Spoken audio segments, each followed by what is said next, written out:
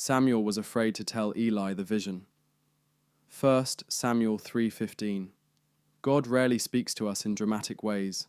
Instead, he speaks in ways that are easy to misunderstand. We often find ourselves asking, was that really God's voice? Isaiah said the Lord spoke to him with a strong hand through the pressure of his circumstances. Isaiah 8:11. Nothing touches our lives without God's sovereign hand allowing it. But do we recognize his work, or do we dismiss it as mere coincidence?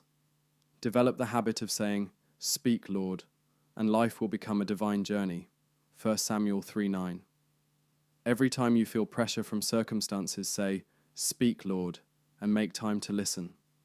Chastening is not just discipline, it is God calling us to hear him. Think back to when God last spoke to you. Do you remember what he said? Was it Luke 11:13 or 1 Thessalonians 5:23? As we listen, our ears become more sensitive, and like Jesus, we will hear God all the time. But then comes the dilemma. Should I share what God has shown me with my Eli? This is where obedience is tested. We often disobey God by trying to shield those we respect from difficult truths. Samuel had to decide on his own whether to tell Eli. God did not command him to do so. God's message to you may cause pain to someone you care about, but if you interfere in their suffering, you risk becoming an obstacle between their soul and God. Jesus warned, "If your right hand causes you to sin, cut it off.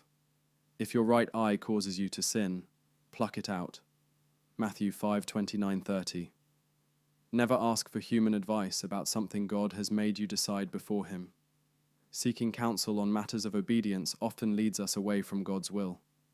Paul said, "I did not immediately confer with flesh and blood." Galatians 1:16. Subscribe for more, and may God bless you all.